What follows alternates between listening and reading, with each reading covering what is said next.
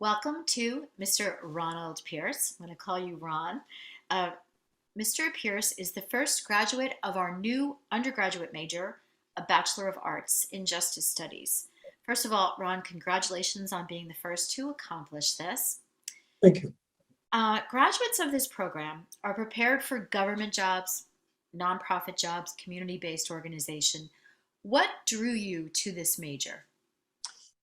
Um, what drew me to this major is it it's set on a goal of creating change in the criminal justice field, and having served 30 years in prison, it made sense for me that wanted to pay forward the blessings I got through the NJ STEP program to be able to exact change in the system that sorely needs it. So, after graduating from this program, summa cum laude, you began working for the New Jersey Institute of Social Justice. So, can you explain a little bit what is ISJ all about? Uh, well, ISJ is a racial and social justice legal advocacy group that believes in working from the ground up and in making cutting edge systematic changes to topple load bearing walls of structural inequality, to create just, vibrant, and healthy communities, and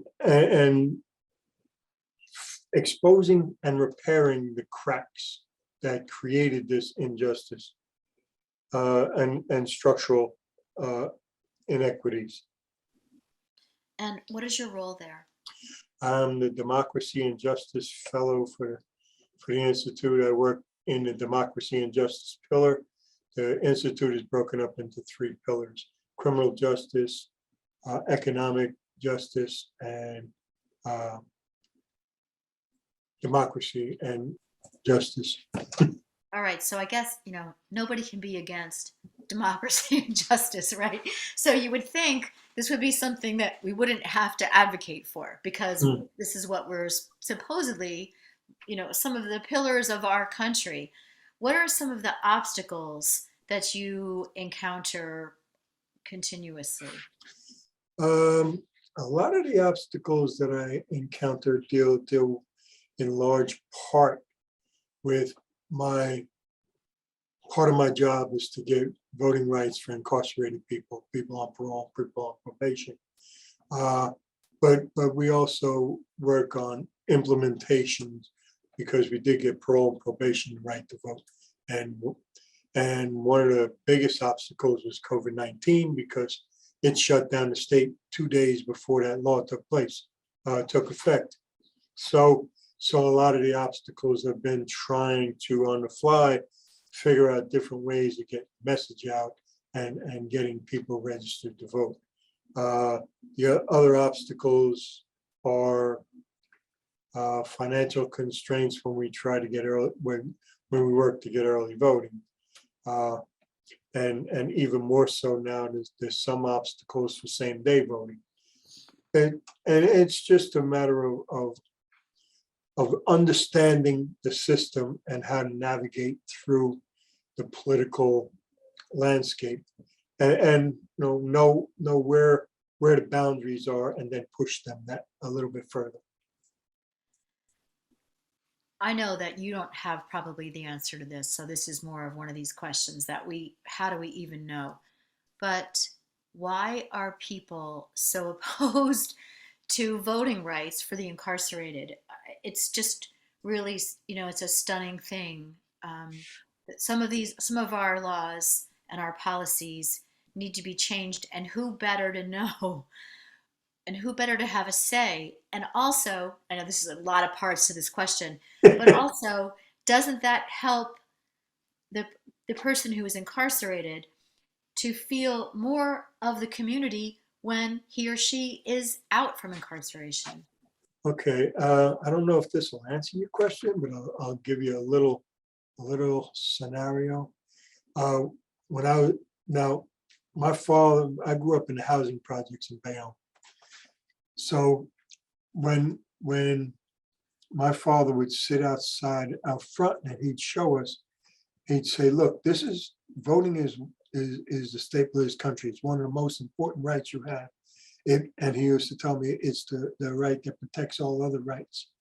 So he used to show us that hey, you talk to your community, you find out the communal needs, and then you vote according to what the politicians that are responding positively toward those needs are, and then you hold them accountable.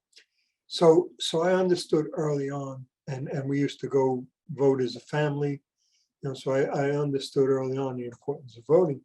And then when I got arrested and locked up, I got this letter saying I was disenfranchised, and it kind of threw me aback. It kind of made me feel disconnected, not only to the community, which a lot of people when they first, even when they're being arrested, felt disconnected from the community to begin with, but not only disconnected from the community, I felt the disconnect from my father because of how important he held voting rights. But then I went to a class in prison with the NJ STEP program. One of my first classes was a political science class. And what they were teaching was the history of disenfranchisement of black people. And it went through all the stages from enslavement to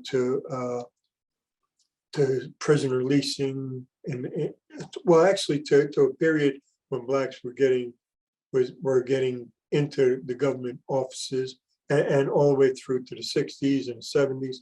So it started out with people feeling, oh, my vote doesn't matter, this doesn't count, they don't really matter. To toward the end, you started hearing people say, well, how can I help my kids learn things like this if I don't have a way to help my community get the school board that's gonna put the curriculum in? So they started to understand that the connection between voting and the communal needs. And so I always said to myself, I don't know how, but when I get out, if I get out, right, that I was gonna apply in that field. And when I came to the Institute, and I came as an intern. My senior year in school was an intern for the Institute. And when I came here, it was for the juvenile justice pillar, right? But then when they was talking about, getting voting rights, and like my ears perked up and they started asking me questions. And so they wanted to know from people that were disenfranchised the exactly what the importance was and everything. So we worked from the ground up, because if you work from the top down, you never really get the voices heard that need to be heard. And so that's how I actually started working in this job, and how I got into the field I got into, is because by some magical power that be, I don't know what you would call it, I was put in a position to advance forward what I guess I was destined to advance forward. And that doesn't mean that I still don't try to advance forward criminal justice reform, because that's just as sorely needed. But my main function here is voting rights.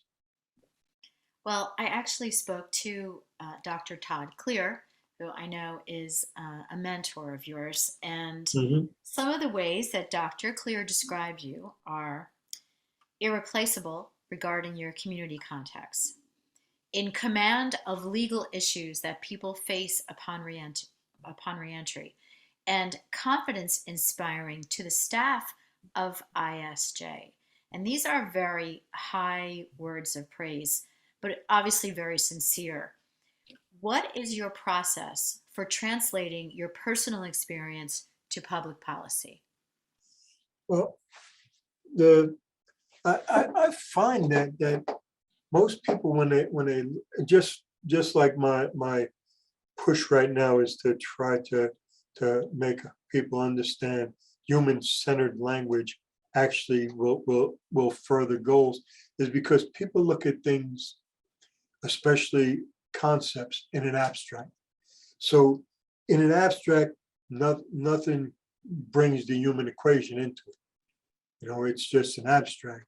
Uh, Voting rights for incarcerated people is an abstract until you start hearing how that abstract affects humans. And I figured this out when I started testifying before the state senate and the state assembly, that I was able to make the abstract into the human aspect of it, and I was able to do that with various ways of describing how this affected me, how this affects others, and not just the voting rights. I did the same thing with the isolated confinement bill. I did the same thing with another bill that just got put on the shelf to reword, because quite frankly, it was something that was going to actually not be beneficial, even though it was designed to be beneficial. So being able to bring the human element in it, right, allows us to be able to see beyond our own visions of what this abstract really is. So you are now in graduate school at Rutgers School of Criminal Justice. How are you enjoying it so far? It is good, but it is grueling, because trying to keep a full-time job and maintaining full-time school is not as easy as I hoped it would be. But I'm enjoying it immensely. I love learning things, so I hope never to be in a path where I feel that I know everything, because one thing I do know is I know that those that think they know everything know very little, and those that understand that they know very little are always on the cusp of being open to learn more. All right, I've got one more question for you. 10 years ago, did you imagine your life the way it is now? Uh, 10 years ago, no.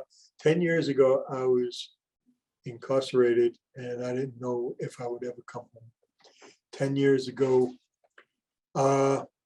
was 2 years before the NJ STEP program came into the prison system. And at that time, the parole board did not even consider people with my life sentence to even be parole eligible. They were giving people 10, 20, and 30-year future eligibility dates. So 10 years ago, I didn't even think that I would be free, let alone in graduate school, 5 years out of prison, in graduate school, having a bachelor's degree, working on a dream job, and being a homeowner. I mean, and being married to a crazy woman, but lovely, but crazy. And I know I could not have imagined my life coming this far forward from where I was 10 years ago. I would have thought, even if I came home, it would have taken 20 years to get where I am. And that's a testament to you and your belief in yourself and your will and your determination. So it's great. Congratulations on all of that. And a testament to college and prison. Exactly. And a testament to Rutgers and the School of Criminal Justice and all the really caring people. And I know Todd Clear is one of those people who really cares, and I know that he helped, and Mhm. it is a testament to what a great place it is. And I love Rutgers. Yeah, me too. Well, I thank you so much for your time today. I really appreciate you taking the time to express all of the different aspects of what you're bringing to Rutgers School of Criminal Justice and what it has done for you. And thank you so much. Thank you.